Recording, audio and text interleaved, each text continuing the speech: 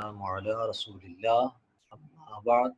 فاعوذ باللہ من الشیطان الرجیم بسم اللہ الرحمن الرحیم ومن الناس من يقول آمنا باللہ وبالیوم الآخر وما هم بمؤمنین صدق اللہ العظیم۔ آج ہمارے اس موضوع میں آیت نمبر 8 سے ہم شروع کریں گے ترجمہ و تفسیر ضیاء القرآن شریف۔ آئیں مل کے اس کا ترجمہ پڑھتے ہیں اور اس کی تفسیر۔ اور کچھ لوگ ہیں جو کہتے ہیں ہم ایمان لائے اللہ پر اور روز قیامت پر، حالانکہ وہ مومن نہیں۔ حضور ضیاء الامت پیر محمد کرم شاہ الازہری رحمۃ اللہ علیہ اس کی تفسیر بیان کرتے ہوئے لکھتے ہیں، یہاں سے منافقوں کا ذکر شروع ہوتا ہے۔ منافق اس کو کہتے ہیں جو زبان سے اسلام کا اقرار کرے لیکن دل سے منکر ہو، اسلام کی روز افزوں ترقی دیکھ کر دنیاوی فوائد حاصل کرنے کے لیے کئی موقع شناس اپنے آپ کو مسلمان بتانے لگے تھے، نیز وہ بد باطن حاسد جو کھلے طور پر اسلام کا مقابلہ کرنے سے عاجز تھے، وہ مسلمانوں میں شامل ہو کر سازشوں اور فتنہ انگیزیوں کا جال بچھا کر مسلمانوں کو پریشان کرنا چاہتے تھے۔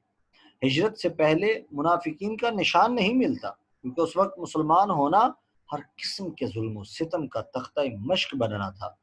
اس لیے کسے کیا پڑی تھی کہ ایسے دین کے لیے مصیبتوں کو دعوت دے جس پر اس کا ایمان ہی نہیں۔ وہاں تو صرف وہ لوگ ہی اسلام قبول کرتے جو اللہ تعالیٰ اور اس کے رسول پاک صلی اللہ علیہ وآلہ وسلم کے لیے جان، مال، اولاد، غرض یہ کہ سب کچھ قربان کرنا اپنی سب سے بڑی سعادت سمجھتے تھے۔ اللہ تعالیٰ کے نزدیک مسلمان وہی ہے جو زبان کے اقرار کے ساتھ دل سے تصدیق بھی کرے، اور جو دل سے تصدیق نہ کرے وہ مومن نہیں ہو سکتا، خواہ ایمان و اسلام کے دعویٰ میں کتنا ہی وہ چرب زبان کیوں نہ ہو۔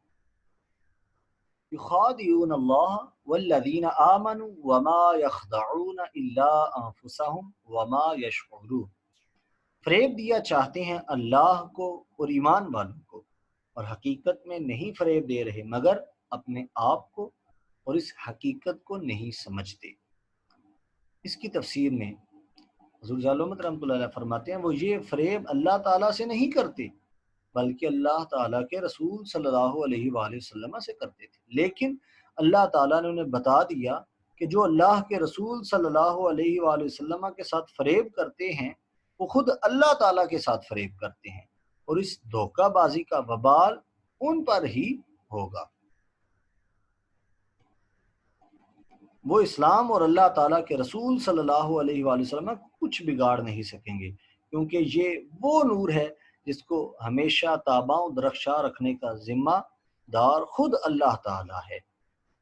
فرمایا فی قلوبہم مرض، ان کے دلوں میں بیماری ہے، فزادہم اللہ مرضا،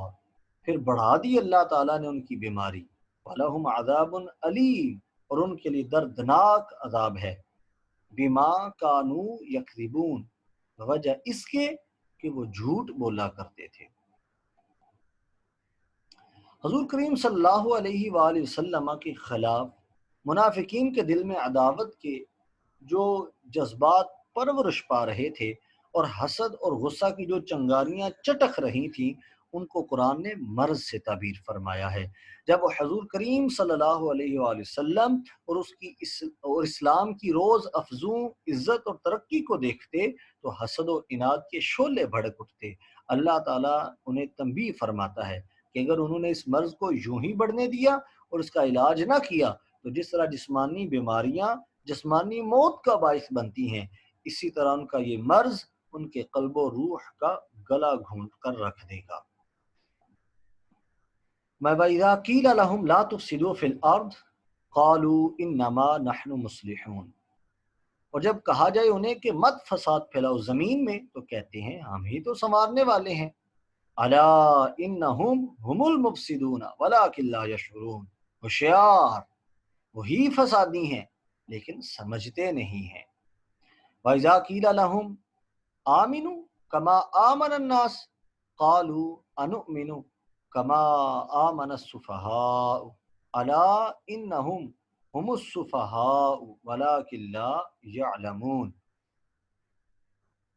اور جب انہیں کہا جائے ایمان لاؤ جیسے ایمان لائے اور لوگ، تو کہتے ہیں کیا ہم ایمان لائے جس طرح ایمان لائے بے وقوف؟ خبردار، بے شک وہی احمق ہیں مگر وہ جانتے نہیں ہیں۔ اس کی تفسیر میں حضرت جالم رحمۃ اللہ علیہ فرماتے ہیں اس آیت میں ان کے دلوں کے بیمار ہونے کی دلیل پیش کی جا رہی ہے۔ وہ دن رات فتنہ و فساد پھیلانے میں اور حق کی شمع بجھانے میں مصروف ہیں، اور اگر ان کی فتنہ پردازیوں کی طرف توجہ دلا کر انہیں باز رہنے کو کہا جاتا ہے تو الٹا گھورتے ہیں اور کہتے ہیں آپ ہمیں فسادی کہتے ہیں، ہم ہی تو امن و اصلاح کے لیے ہر وقت کوشش کر رہے ہیں۔ اب جو شخص فساد پھیلانے اور حق کا چراغ گل کرنے کو اصلاح کہنے پر مصر ہو، اس کے قلب و نظر کو اگر بیمار نہ کہا جائے تو کیا کہا جائے؟ اب آپ اپنے گرد و پیش نگاہ ڈالیے، جتنے نئے فرقے، نئے مذہب جنم لے رہے ہیں، ان کے بانی بھی دین کی اصلاح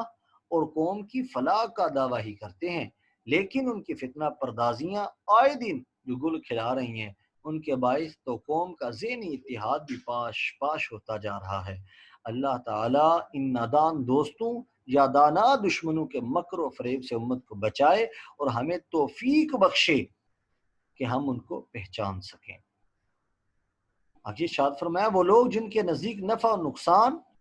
اور سود و زیاں جانچنے کی کسوٹی صرف دنیا کا عیش و آرام اور عزت و جاہ ہے، ان کے نزدیک وہ ہستیاں عقل و دانش سے محروم ہیں جو اپنے دین و ایمان کے لیے سر دھڑ کی بازی لگا دیتی ہیں، لیکن حقیقت میں ان سے زیادہ دانا اور کون ہے جنہوں نے فانی دے کر باقی کو لے لیا، جنہوں نے جان دے کر اپنے مالک کی رضا حاصل کر لی۔ وہ وردوان اللہ وردوان من اللہ اکبر، اور ان سے بڑھ کر احمق کون ہے جنہوں نے چند روزہ زندگی کی راحتوں کے عوض اپنے آپ کو ابدی راحتوں